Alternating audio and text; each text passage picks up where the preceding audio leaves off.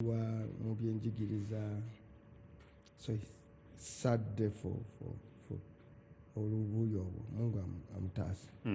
Kati nebirala. You have come under fire over the statements you made ku kitebe ky'ekibiina.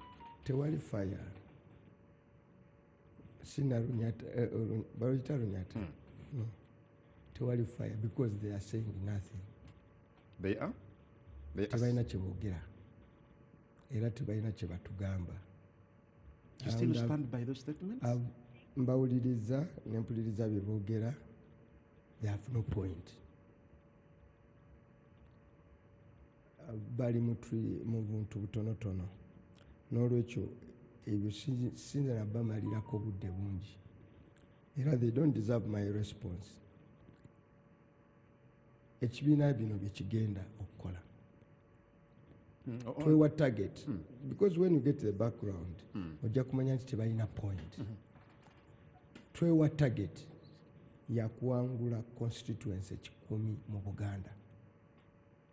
Mukalulu akajja mu Buganda wokka. Tulina target y'okuwangula majority mu parliament. Nga tulowooza nti mu kiseera ekyo Buganda ejja kuteeka mu constituency 10. Twakola bulungi nnyo senga awuliriza speech yange mu kalulu akaggwa mu Buganda. Nine district ezimu president waffe ze yawangula ababaka abamu bitundu ebyo tetwabawangula nga Mubende n'endala. N'olwekyo waliwo underachievement ku parliamentary front. Tulina constituency 15. Twawangulako constituency 5 mu 5. Mu Buganda. So n'olwekyo constituency 15 National Unity Platform teyaziwangula. Kuzo 37 zirimu babaka ba NRM. Ezisigadde zirimu ba independent n'abeebibiina ebirala mu parliament. Kati oba oyagala constituency 10 oba oleseeyo 5 zokka. N'olwekyo kitegeeza ki? Zina 37 ezisooka ezo tugenda kuzirumba n'amaanyi gaffe gonna Mukama Katonda ge yatuwa. Tumanyi gye ziri, tumanyi n'abazirimu, tumanyi n'ebyebiyimiriddeyo. Kati wabaawo constituency endala mu lutabaalo olwo. Constituency endala 37 kusigaza constituency nga 13. Constituency 13 mulimu aba DP, mulimu aba FDC, mulimu abali independent. Abo abamu twogedde nabo ne batwegattako. Era obalabye Rutamaguzi n'abalala era tukya continuinga okubasikiriza batwegatteko. Abalala bayinza obutatwegattako naye along the way tuyinza okutuuka mu makkati awo ne tugaa nti omanyi tuzimba kigazi okusinga Nuupu. Twagala nkyukakyuka. Abo bonna abalina wuzu mpuliriza ebigambo byange bajja kuyimirira mu layini tusaale. Abatalina wuzu nga balala tujja baleka. Ezo kozo tuyinza nazo zisimbamu abantu. Nenga that is a discussion for another day. Ekyokubiri ne tujja ewaffe mu 5 mu 5 ze tuyina. Politics is symbols is not an ideal. Eri ku reality. Kweza 5 mu 5 nga mulimu abaavaamu mu lwatu ku lwabwe n'ebigere byabwe n'emitwe gyabwe ne bavaawo ne bagenda mu lwatu omuli Kagabo, omuli Luwanga, omuli for intent and purposes osanga mukazi we Bashir n'abalala n'amazima gali nti ekibiina bakivaamu. Kati ezo constituency mu lukiiko lulu lwe twayita lukiiko ki? Twayita abakungira party yaffe ba mobilizers basatu kuva mu buli constituency okwetegekera akalulu akajja mu myezi emeka? 4. Ne tuyita abeesimbyewo bonna mu buli constituency ne banga bali incumbent wadde nange banyalaba nesimbyeko ne bajja bonna all candidates betulowooza nti batulaze nti banuupu ne tuyita n'abaagala obwa district n'olwekyo tugaa nti nazino tuddemu tuzikubemu tooki muzo mulimu abaatuvaamu nazo tuba twagala 10 tulina okukola ki okuzitunuulira kati nembamu n'abalala nga luyale bafoominga ekibiina kyabwe ekirala kibayita DA kisinde no saagala kwebuzaabuza bw'oba ojjayo nga balonkinga DA n'ebigambo abakulu bye baayogera ku national unity platform accusations ze batutuza bebe tutali kumira majijimu oba ovudde mu kibiina bw'ova mu busiraamu n'ogenda ewa maama fiina ng'obadde eno imaamu tulina kugamba nti okyali musiraamu oba ogenze kati sagaga nti bagende mu democracy buli omu alina right of entry and exit so nituka nti naye katubaweeyo omukisa nga tetunaba bakondeninga bonna bajje omwezi gumu nakwasa tufuze emyezi esatu NRM wiiki eno ejja literally etandika party primaries zaayo nga batandika ne structure zaayo ez'ebyobu by ogw'omunaana bakanditi b'amagombola nabo bagenda kuba beewandiisa kati ekibiina kyonna ekiri serious kisigaze emyezi enaze ennaku 9 okwetereeza myezi 3 okukola ki okwetereeza teganda zino constituency zonna omuli abo abagenze ne bakola ebisinde oba bibiina naye nga literally mu mazima batuvuddeko titugenda kubeera batambula basolisa emitwe nga buwundo tulina okukkiriza nazo kusfe mu mwezi gumu batadde ezo ziri vacant nazo tulina ozinoonyeza abakandidate kubanga zaate ekyenjawo tezirina twaziwangula n'abalimu bali ku kaadi yaffe kati sirabawo omuntu ategeera era njagala kusisinkana omu kuboogera ebigambo sirabawo omuntu ategeera atategeera ekyo. So I want to meet people. Okay, very intelligent. Yes. Because a lot of politics are also very intelligent. Ngikyo kibakitegeera kyekibiina ekyomusinde ekyegwana ekirimu ensa bekiteekeddwa okukola tekisobola kuzinga mikono. So was this a party position? It is a party position. Because twakulaba Honorable wali oyogera wasaba Mwami Kyagulanyi President tukusaba. There are some who think kino kyali it's coming out of you as an individual. Yakigana bena kisaba nakigana wasn't popular mu lukiiko waliwo abaakiwakanya. So wetwavirawo that was an adopted position ya Buganda region. Let me play this briefly. Ali kusanyuka sokolabe ebigambo bya Honorable Muwanga Kivumbi yetwogerako just briefly. Eyokubiri njagala mumpulirize bulungi mwe muli constituency nga mulimu aba national unity platform nga wano tebazze tebawadde na apology ezo mubagambe bonna tujja era sebo president njagala kusaba zino constituency wammanga tugendeyo mangu nnyo tutekeyo ababaka tubasalewo ng'obudde bukyali ze zino wammanga Masaka municipality muntegedde bulungi kimanya kyabaki kimanya kyaki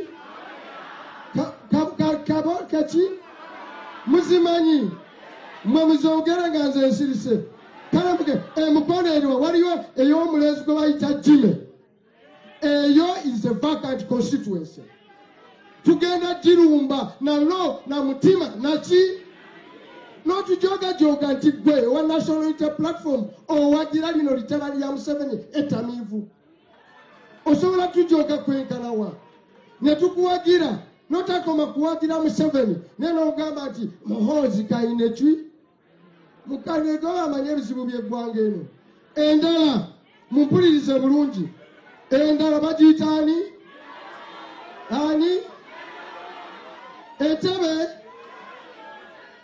Kawempe South wano wetuli owali ekitebe kyaffe eyo constituency mu national unity platform sabo president eri empty tugenda giteekako omuntu nalo na mutima naki era president zino zenjogera zo njagala tuzisalawo mangu tetugenda kulinda mwaka gujja biki tuzitandikeko endala mugamba eki eyani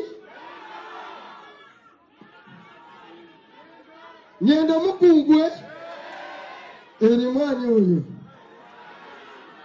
eyo naye eri empute zenjogerako abalimu bw'oba olira ng'okyali na national printer platform president nkusaba obawo omwezi gumu gweki gwokka abenenye abatenenya oba tugwa oba tetugwa tugenda balumba nalo naki.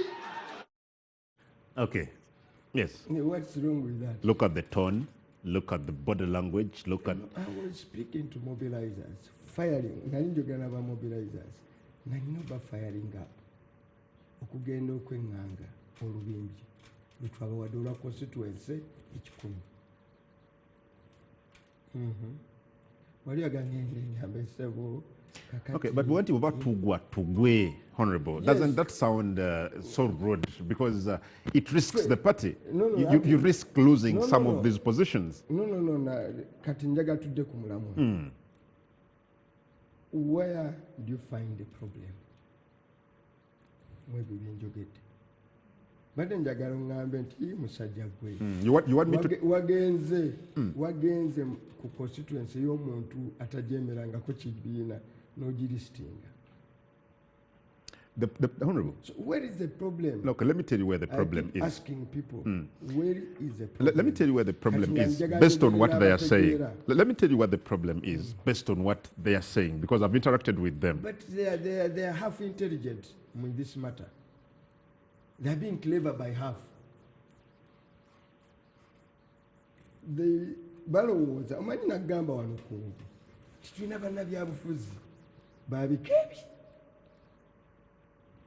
oyagala nti Yes. tulina bannabyabufuzi babika bimeka Bibiri. tulina abagezi n'abasiru abalowooza nti bagezi. Bannabyabufuzi abasiru abalowooza nti bagezi bulina byabufuzi balowooza abantu ba bulijjo basiru n'olwekyo balimbika ojja n'oyogera wano ne weemulisa ne weerabisa they are gullible osobola obalimbalimba n'obalisa kulitalaba. Abo bannabyabufuzi basiru. Munnabyabufuzi omugezi buli kiseera abeera ne paradigm ava ku luuyi olugamba nti abantu ba bulijjo nabo baki bagezi. But bebuuza bazza musango ki, Honorable? No kati Bazza musango. That's what they're claiming. Gwakimbuuza tokimanyi. Well, osobola okubeera omusiraamu n'ogende wa maama fiina. Osobola okubeera bishop n'ogende wa maama fiina. No. Today bali ku luuyi ki? Kyova olaba kati kyetukola tugenda kunyeenya fence ennaku ezisigadde. Basayo gye bagwa. Uganda tulina enzira ebbiri, olwa Museveni n'olw'abaagala okumuggyako. Olwagala okumuggyako mulimu ab'ebibiina ebirala genuinely so that siwa respect Lukwago, Besigye, Ssemujju n'abalala bali ku ludalo. Okitegedde bawe Dr. Kiza n'abalala bangi nnyo bisobola kwogera mannya wano. I mean over the years mbadde mu byobufuzi for the last so many years. I know genuine actors that are not known.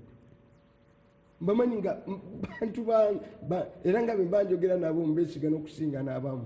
Joyce Bagala wamwogeddeko. You said omuwala oyo twali tumwagala. You said it, Honorable. Don't bring in Joyce Bagala. Because you said it, Honorable. Nti omuwala oyo rather omukyalo oyo twali tumwagala nnyo. I've interacted with her since. Naga nti then what happened? Nakola musango ki okwagala okwo kwagenda wa? She doesn't know, and she was here. If my producer doesn't mind, let me have Joyce Bagala ngakugamba Honorable Muwanga Kivumbi ambuulira omusango gwe nnina ngende neetonde. Sagala olete Joyce Bagala as one because nsaga kubeera peti. My speech was broad and a broad policy, really. Okay, but never, as the president, do you accuse them of the same thing, or you're accusing them of different things? All of them is disloyalty to the party. Come again? Disloyalty to the party. N'okuva ku kibiina ne batatambula nakyo ne bakola ebirala. Era tebakulimba. Omugezi kyaba akola. Mbawa ga buki ga bwereere. Ennaku zitambula. Bakole kye bateekeddwa okukola. Kye nasaba pulezidenti awo kye njogedde nti constituency tuyinza ezimu ozirangiramu ba candidate officially ng'obudde bugenze. Kulonda kunaatera. Zino ze njogerako. Olw'okuba tuzaagala ate twaziwangula zaffe. Tujja kusalawo ba candidate baazo ng'obudde bukyali. N'obwangu. Mu bwangu. Tutandika ozikolamu omulimu. Because you said they are empty. Kati they are empty, we are going to tujja kutula mu kibiina tugambe nti omanyi zino tuzanguye. Tewali teeka ligamba nti candidate wa constituency mu musalawo omwezi gundi. Tusobola okusalawo kati nti kungu gwe tulonze ng'ate ali mu kifo ne babaawo kasoba watuvaako. And we better do it now. Tukeri mu byokulonda ng'eyo emboozi teriiko ndala nga tuconcentratinga ku Museveni. You say, Honorable Muwanga, where you're giving chance to these members of parliament is you not coming out clearly. If you say disloyalty, how? Because that's what they're telling the public. No, that's what they're telling the public. No, what I'm saying. Babuulira public. Eyo gye mpitayita babasekerera. Kino yabo tebategeera. Eyo gye mpitayita omanyi mu public gwenjo gamba public nange ndi mu public nawe oli mu katale kafena. Tukainaako monopoly public tosula wuwo. So tegamba nayogedde ne public esulawo. Gye tuli mu party babeewuunya okwebuzaabuza. Kubanga wakola kati displayinga wano njagala bwe oyagala ogutambitambi displayingirayo nga balonkinga DA human. Njagala osalireyo akatambi kamu nga balonkinga DA. Yes, I can get it. I can get it for you. Just display me speech ya Bwanika. Okay, let me do that. No, just display me speech ya one Abedi Bwanika. Let me do that straight away. And judge whether we have actually member of party. Just display me. Just do me a favor. Nzijirayo kutambe mbuyina oje ya kange. Obadde njaga kujja akabagala. Nzijirayo akabwanika. Can I play both? Play both. Good. Let me have Joyce Bagala first, then tukuzanya akatambika Honorable Bedi Bwanika. Bwe bali balonchinga DA. I hope my producer is set for that. But let's have Joyce Bagala first. Ng'ayogera ng'abuuza nakola ki. Let's look at that. Ekyokwetonda sinnaba kutegeera neetonda. Yes, omusango gwange guli ki? Kubanga mu mbeera ekirungi nti ffe otuli abalwanirira enkola egobera democracy, abalwanirira eddembe ly'obuntu, abalwanirira transparency. Ebyo bye bimu ku bintu bye tusinga okufiirako. Ndowooza okiwulira nnyo nga tugaa nti omuntu bw'aba azizza omusango muleete mu kkooti omusango agukole ki? Aguwoze. Okusinga okumusiba mu mankwetu. So nze siina mutawaana na kibiina kyange, not at all. Si kiina. Era obadde olaba wano baatuyise okujja ku nsonga z'ekikumi nabaddewo, baatuyise mu alternative budgets nabaddewo, mu alternative policies nabaddewo, mu constituency gyendi emirimu ngikola bulungi. Ate nga mmanyi nti ekibiina kyange wano mu Uganda tewaliiwo kibiina kya byabufuzi ekiri waggulu ku ntikko when it comes to social media oba empuliziganya kuga buli kimu ekigenda maaso obeera okola ki okiraba. Nkakasa nti bakama bange ne bammemba bannange balaba nti mu bantu gyendi, mu constituency gyendi, mu district gyendi. Okiwuliriza. In fact week eyo nabadde mu constituency yennyini ya honorable Zaake n'abasuubuzi abannansi. Mwenabadde. Oli mwetegefu okwetonda as long as kye sinnaba kumanya ekyo kubanga kati singa njijja wano kungu ne nkugamba nti Adam nsaba kunsonyiwa. What would be your response? Wakoze ki? Exactly. Yeah, there was the Honorable Bedi Bwanika, bali balonchinga DA. You've had this. Njagala olete ya Bwanika twogere. Yeah, kubanga oyo alina bali basaala nabo bafuna nabo wuzu basiiba nabo batambula nabo kati bino byakubuzaabuza oyo alina bali mbuli agwoyita naye kupulira empisa ze yakoma ddi okubeera ku headquarter I don't know. yakoma ddi kati gwe nze nsobola okubeera ow'ekibibi emyaka nawayita ena nga sigenze ku kibuli kusaalirawo tekisoboka oba eddiini wegivaamu dda omuzikiti tolinye eyo tokoze ki tofuna wuzi tokola biki ngogamba mayize nze nyinaye wange eyo mukasabo gyembeera eyo. Honorable, do you still need these people in the party? Olwokwaffe tubeetaaga twabawadde omwezi. In politics everybody is useful. Olwokuba tubeetaaga twabawadde, but also tekigenda kubeerawo forever. Because you said the time is running out. Time is running and it's tough decisions. So what happens after this 1 month? Tough decisions have to be taken. Tough decisions have to be taken. They have consequences. Kyovula banze embeera eyo kati ne boogera ne banteekako biki. That's it. That's leadership. Bwe batwagala kubeera talked about ebituufu n'ebikyamu byebamanyi n'ebyatabamanyi ku kyoto ky'obyobufuzi togendako. Okay. There is dust in politics. And you have to. That's byabufuzi. Era tulowooza nti waliwo anjogeddeko wano sirya mmere yange. Mpulira bakuli bubi. Tewali andi bubi. Nze mu byobufuzi tulina ebintu ebi bibiri. Omanyi tudde mu byobufuzi.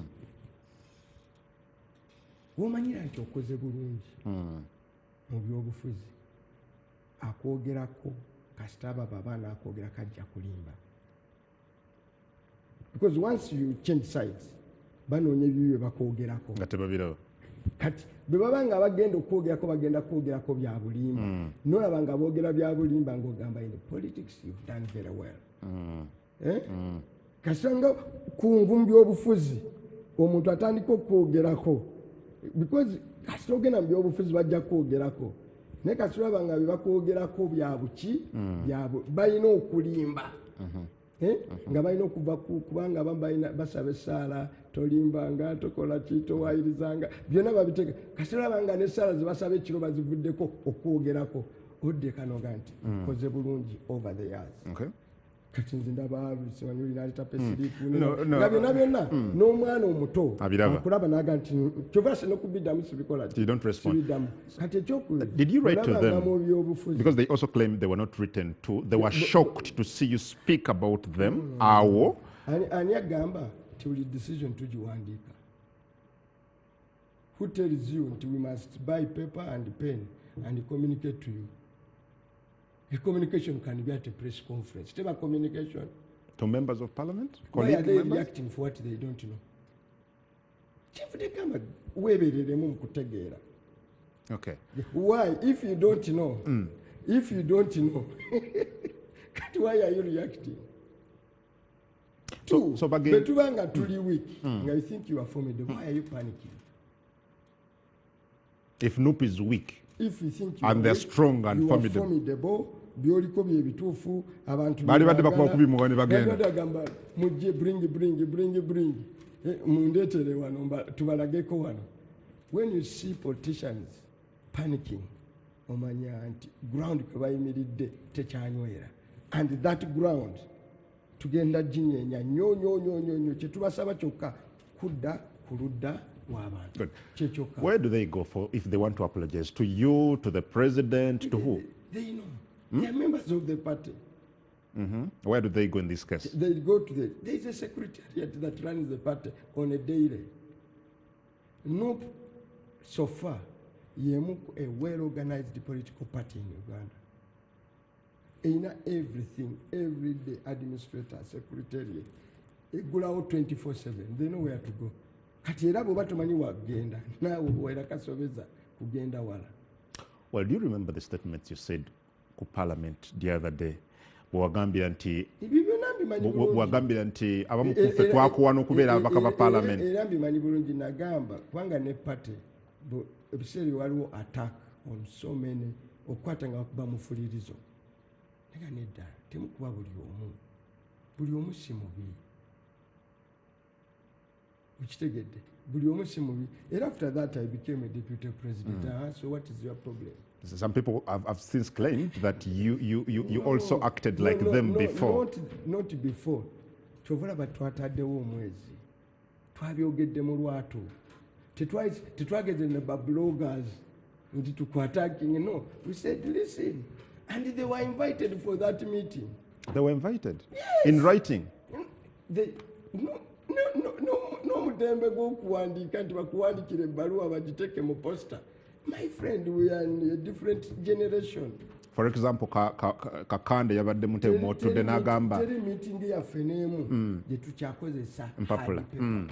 awo twava. Are they all on that WhatsApp group? For example, Kakande yagambye group yagivaamu that she was not communicated to. She didn't know that meeting was there. Bakutuuka n'okujja ku group then oyeko ekikyamu babanga batuuka kati kitegeeza oli wabeera vacanti dada nnyo. That was an indictment on her part. Ate gwe baba bakudiritinga ku group oba wagenda dda kitegeeza bakutwala dda naye bino bizimba ekibiina honorable oba byongera kyembadde njagala kuga nti bw'obanga ojja notuga nti banangeze ne ku group banzijjako dda wali oyogererako ki ku group ekyatuusa okuggibwako lwaki tiwagenda n'ogamba nti bane munzijiddeko ki bw'oba wavaako. So kyova nkugaa nti mbadde mbawuliriza naye nga nti naye bano mu ssomero ly'enasomero ebyobufuzi nabo gye baali headmaster waabwe yali yanjawulo teyali semwogerere. No, we learned how to communicate. Kyova olaba abasinga bajja okucommunicate nga beekuba bokka engalike beekuba bokka n'otula n'ewaka nogaa nti teetaga namuddamu. 99.99% byempulidde boogera bikuba bo bye boogera bennyini. Kyova olaba bintu bibiri tobyogerangako mu byobufuzi. Be careful ng'owandiika, beera careful ng'oyogera. Kubanga okutegeera gw'oli musiraamu okutegeera omuntu nti Muwanga y'ani omukkiriza n'asitula omuntu ali wansi wa lulimi lwe. So mu kulaba kwange Does this build you as a party or it does. When A party must have a purifying system, a distiller, kasengejja akasengejja, and that is human in nature. Kyova olaba buli mugga guliko ekitoogo. Impurities zisigala mu kitoogo omugga ne gugenda era tegulinda. Ompuliriza bulungi. Human in nature buli mugga guba n'ekiki akasengejja. And ebigambo byange bibadde very careful. Ddayo nga nakafuuka president speech yange yasooka nabagamba struggle eringa river Nile. Terinda mazzi gasigalidde mu kisaalu. You said it, I remember. I said it, I remember. Naga temusigala mu kisaalu mujje tutambulire, because on the other side of me most of those people are my lifetime friends. We've been together, we've been through a lot, we've supported each other through, we'll chat to be perfect. Even where one falls, we lift them up. Okay? Even today my effort kanchikubulire nebola bambadalinga ennyo is that please omugga gugenda kutambula temusigala mu kiki mu kisaalu. However, for the river to flow yeetaaga n'ensanga emigga damu n'efuna amaanyi n'ereka. So even luck oyinza n'okubanga oliva just unlucky gwe ne bakunywawo ne bakunywamu kyayi naye nga tobadde impure. Well, tugenda mu kumulamu bali bameka according to your records?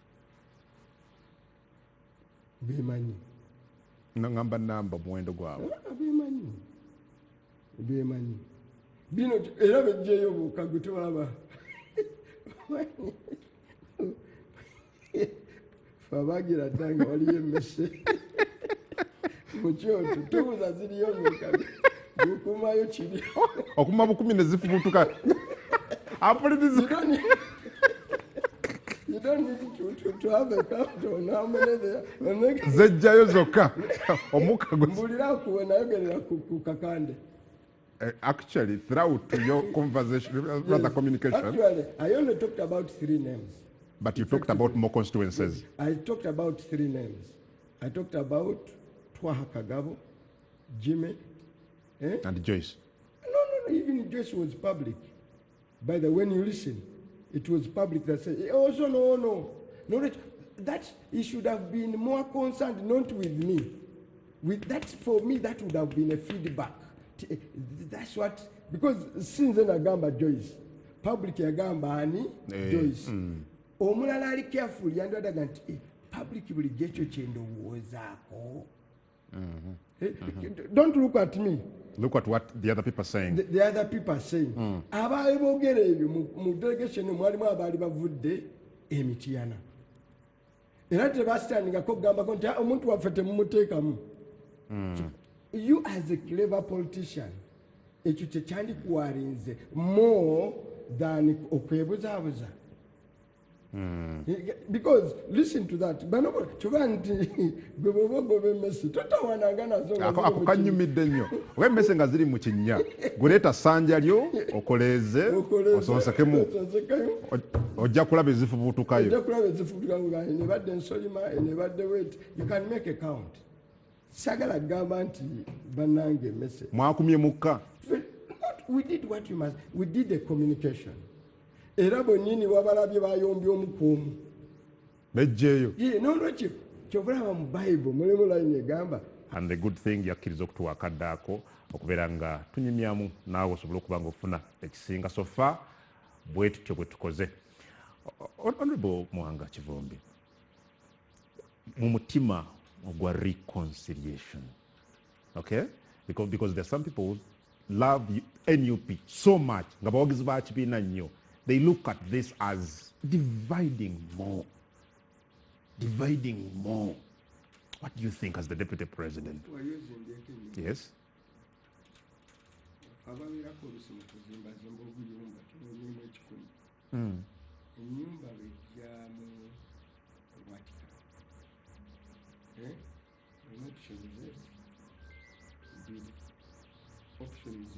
Bidi.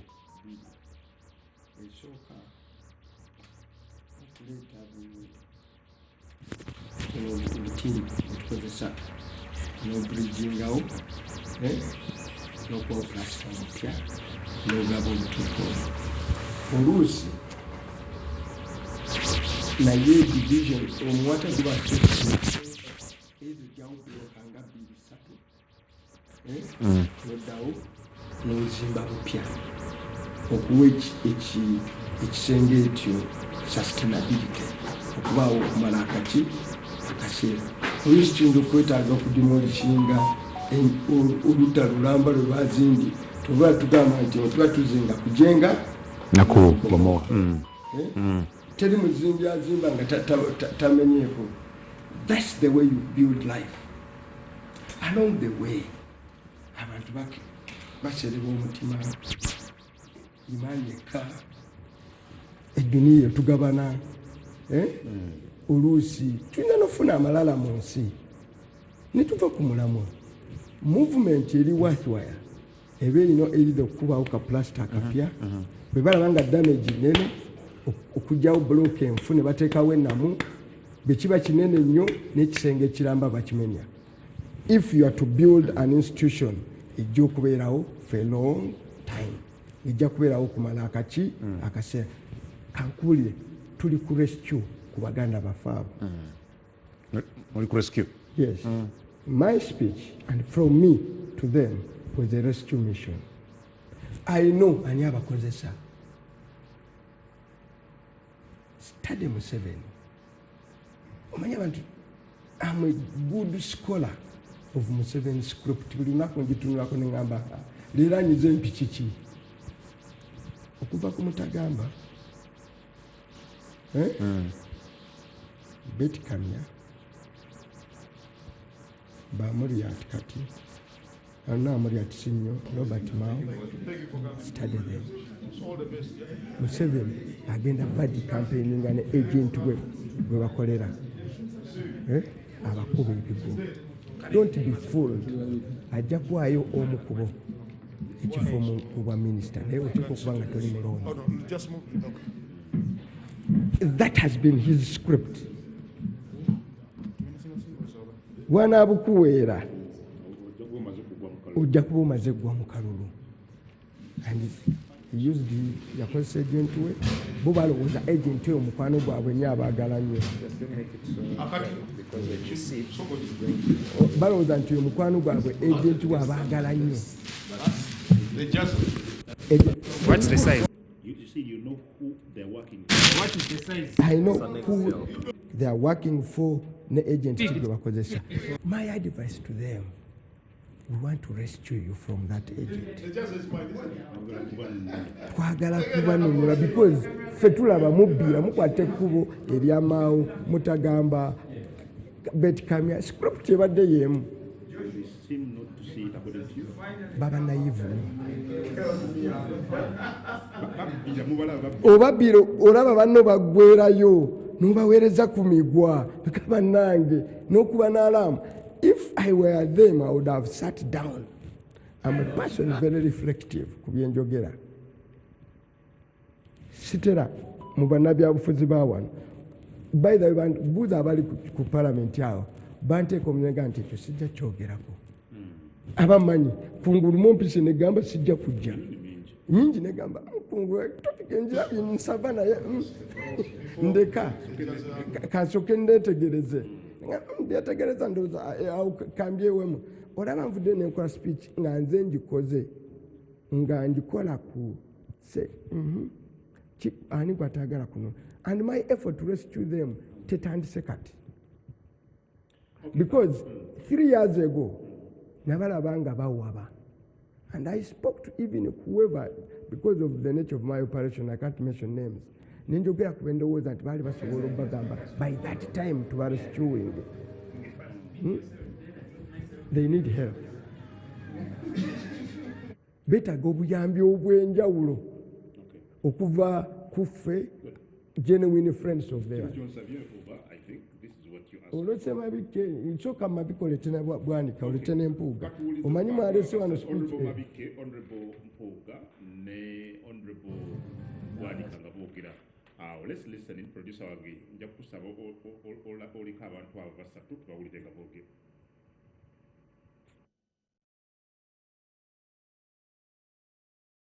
Bannabyabufuzi n'abawagizi b'omubaka wa Nnyendo Mukungwe Mathias Mpuuga nsamba okukuŋŋaanira mu kibangirizi kya Malibu Gardens e Namirembe mu Kampala okutongoza kye bayise ekirangiriro kaseetula mmengo za byabufuzi. Omubaka Mpuuga okuva obwenkya eyalindiriddwa era zibadde zikunukkiriza okuwera ssaawa nga 7 ez'amalya g'ebyemisana, Mathias Mpuuga n'agoba wakati mu nduulu ey'oluleekereeke.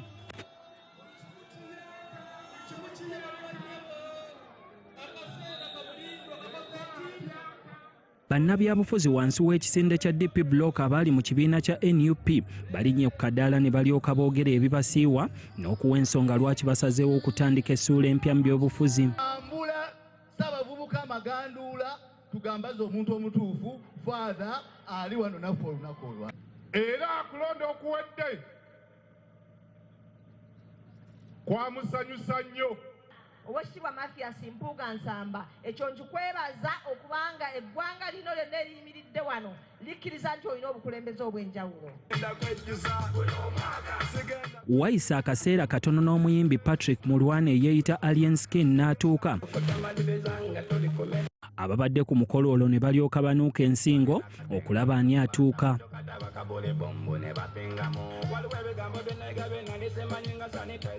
Wano Mpuuga ne Mulwana eyeeyita Alien Skin batadde omukono ku ndagaano tontabaala sikutabaala. Nina ekiwandiiko ekyagamba nti tunaakolagana ng'ebbanga lyonna era sikutabaala nange toli ntabaalanga kyagenda okuteeka. Egambibwa nti kwe bagenda okutambuliza kakuyege w'ekisinde kya DA. Ampeereza ttiimu n'ansaba ng'agatukole ffenna n'agamba nja kutambula naawe tukyuse abavubuka mu Uganda ne mu Buganda tubaze ku mulamwa. Oluvannyuma Mpuuga alangiridde nti Democratic Alliance eteekateeka okusimbawo abantu ku mitendera gy'obukulembeze gyonna mu kalulu akabindabinda aka 2026 okuli n'ekifo ky'obwa pulezidenti.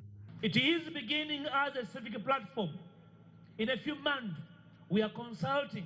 It will be an electoral platform which will sponsor candidates, including a president, members of parliament, mayors, councillors, everywhere. Mpuuga era alambuludde emiramwa kw'anaatambuliza omukago guno n'ebigendererwa byago mu byobufuzi ebitandise okutinta. abakwagala abakwerekera balina ebirooto okufaanana n'okuyisa era baba bakwegomba tobatwala nga balabe bo si balabe bo gwe mukama waabwe temubija kyemuvuganyaako temuvuganya naye muyambagana mwenna ne musitulingana buli omu ayambe munne. I want to thank you for turning up n'ogamba tugende tukole ne DA kubanga erimu omulamwa tutambule ffenna. We are going to work with you, support you. Mpuuga asabye bannayuganda obutakyamuukirira olw'akalulu akajja aka 2026 kubanga akalulu kano kalulu ka kinyumu bunyumu. My brothers and sisters, it's time to think anew, time to move afresh, time to dream again, time to struggle again, time to work again together. Mpuuga agamba nti emitendera omuyitibwa okuwandiisa ekibiina ky'ebyobufuzi egisinga giwedde era ng'essaawa yonna bafuna amaka.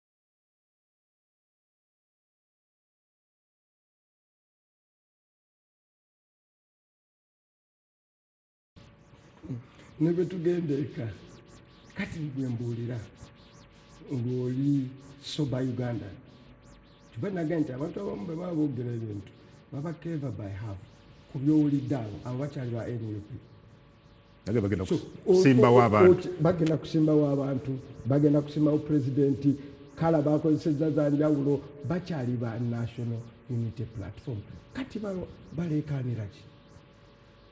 Actually, kisa kyaffe ekikulukuta nabwetoowaza okugenda ewala okubawa omwezi bayokya dda meaning bayokya dda bye tuliko baalivaako completely and me I wish them good luck. Bali linula eggwanga lino ndiyeera oluguudo era sibalinaako muki muteru mu democracy gwe nalwanirira all my life be bantu okukkiririza okubeera kibagala okubeera buli kaseera leero naluli nalubeerera. N'olwekyo my humble view that story finishes the debate and if they want to know cases bonna obalabe kyevudde gamba nti kyokolanga mu nsi muno ng'emmese ziri mu kinnya guteekayo ufuna bufunyi ssanja otekeyo omuliro sifubutukayo zokaloga nti nensoli nebaddeyo nene nebaddeyo nolwekyo tubagambe we are on a rescue mission. Thank you. As we get out of here, maybe what you've not convincingly responded to, at the end of this ultimatum, what happens immediately? It's an announcement that people are on TV. Kubanga tulina ekibiina, tulina secretariat, tulina national executive, tulina gy'okukola. So, but ultimately, one conclusion, they have no point, tebalina any reason, they are illogical, nonsensical to continue to hold on to National Unity Platform. Tebalina kyebagamba bantu. Don't you risk losing them? Don't you fear? Are you not afraid of losing these members? Kakati omukazi yakunoba goda tunoga nti kakati totya mukazi w'okugenda nga yanoba ne bamuwasa ne bamufumbirwa kyovulawo namwe mbeewuunya yagenda dda n'akuba empeta omuntu alonkinga political party n'agigana nendagiga egenda kusimbawo baba mukazi aba yagenda dda kati gwe if you behave normally in an abnormal situation you are abnormal yourself. Enkuba bwejja noga nti nze nyambadde enkanzu ngenda kusigala nga ntambula omanyi nze nyambadde ekkanzu yange tugamba nti weetaaga butabika. So there is no case whatsoever and I can go home jova binaddabe ku mitimbagano nga naye bano do they deserve a response? Bakuba no tebalina kye bankuba they are simply batadde mutwe beeguti nga maaya bagutadde bwagati wansi musenyu wa kabina ne bakaleka ebweru. So the money you are spending on social media, on busy energy, do anything. If you want to work together, we've sent an olive branch. if you consist on what you are now, be what you are. Musigale kyemuli mubeere mirembe. So at the end of the day, njagala kutegeeza abatuuliriza abo baayokya ne batandika platform bino ebya NUP bagirekera obulamu bwayo era nabo bagambye bagenda kusimba by the way newange they are very active. Bamanyi ne bye bakolayo newange they are very active. Nenze siri crying baby. Kyenda mwakoze newange ne agent waabwe byakola mbimanyi. Very nenditandu mune ndikubuulira you can mbimanyi their agent. Ne bakola be outrageous. Thank to you. be man and two. Thank you. Mark my last word. They should not force the party to give the country a more solid reason, which we know and they know. You need to say that one. Teba forcing ekibiina okubawa case which gye bamanyi naffe tugimanyi. Is there anything that we don't, the public doesn't know? Bigger than what you've said? Yes. Waliwo kyebalimu mwe kyemumanyi nabo kyebamanyi ensi kyetamanyi. And they should know. So tebageza kubatakula mwogere bye musirikidde. Twagala balekeramu obuntu bulamu because tutambudde nabo bakoze contribution ku ggwanga lino. Okay, you tell us what could that be? Nedda. But they know. Now give us a